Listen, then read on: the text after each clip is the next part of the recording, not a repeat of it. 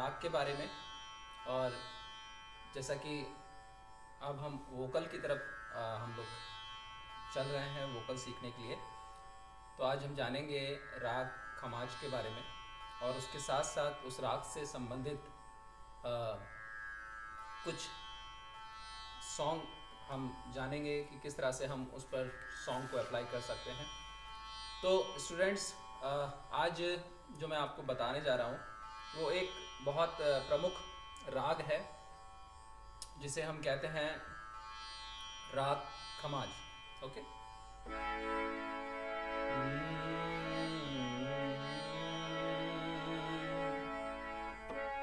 बड़ा नटखट है ये कृष्ण कन्हैया,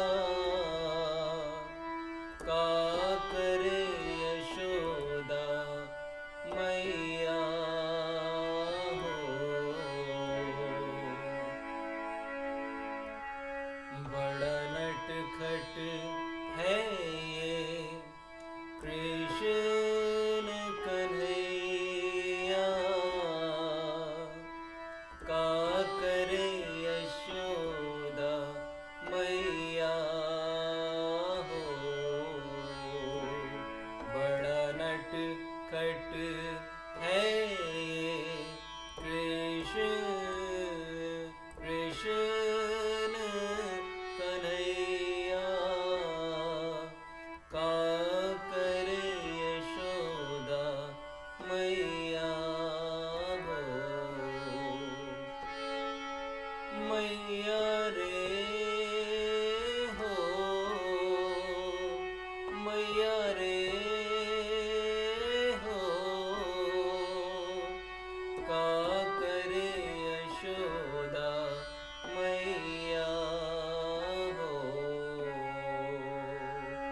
तो स्टूडेंट्स, ये एक भजन है जो मैंने आपको अभी गाकर सुनाया।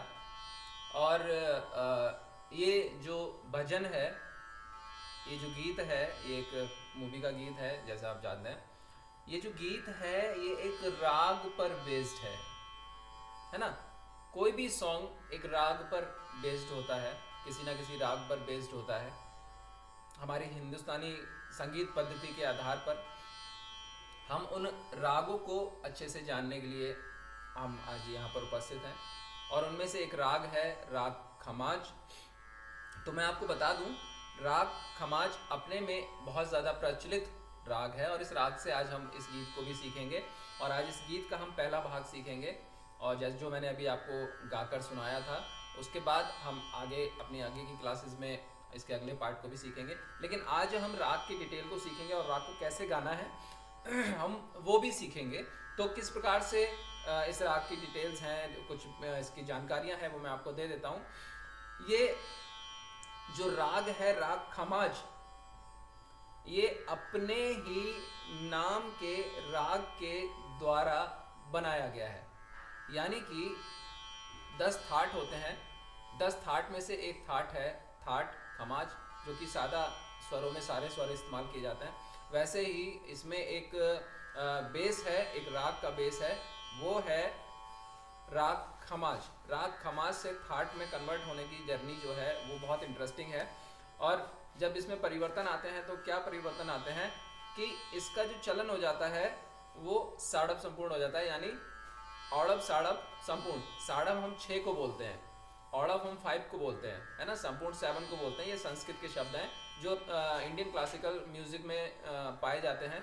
तो मैं आपको एक्सप्लेन करता हुआ चल रहा हूँ कि साड़ब हम 6 को बोलते हैं, संपूर्ण हम 7 को बोलते हैं, औड़ब हम 5 को बोलते हैं। तो कभी भी जब रागों के बारे में हम बातचीत करते हैं और उसमें इस तरह की चीज़ें आती हैं तो आप कंफ्यूज ना हो, आप समझ जाएं कि ये संस्कृत की गिनतियां हैं, औड़ब साड़ब और संपूर्ण। तो इस राग की जो जाति है वो साड़ब संपूर्ण है, यानी आरोह क्रम में हम 6 स्वर लेते हैं और अवरोह क्रम में हम 7 स्वरों का इस्तेमाल करते हैं इस राग में, है ना।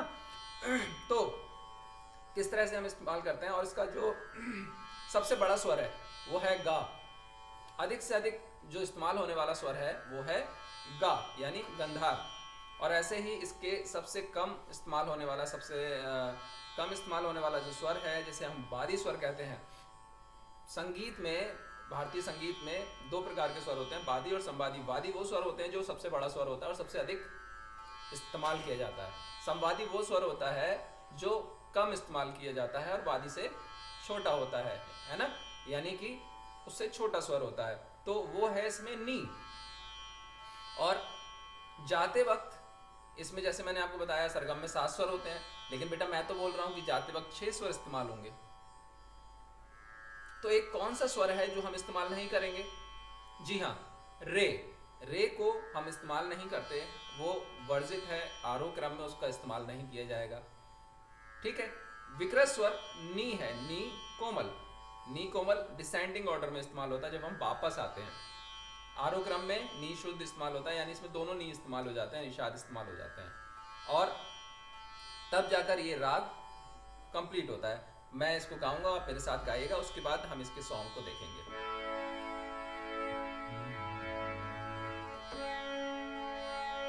सा ग म प ध नि सा,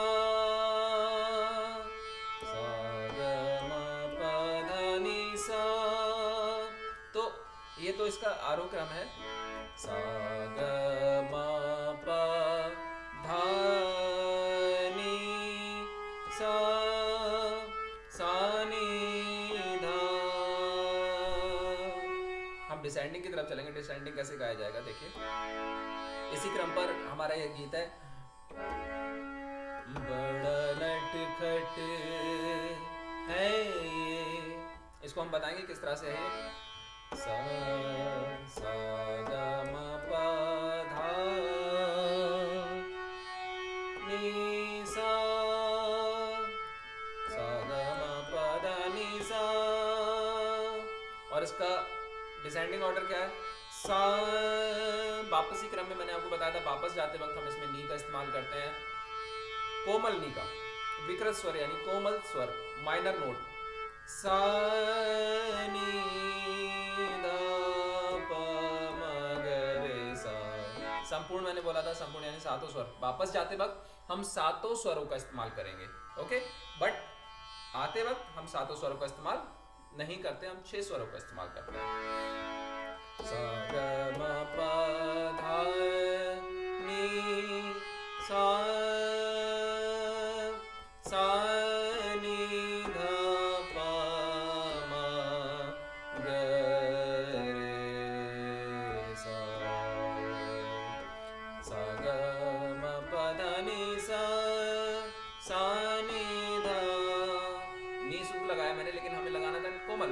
सा नि ध प म ग रे सा। अब इसकी पकड़ किस तरह से गाई जाएगी? नी ध म प ध सा,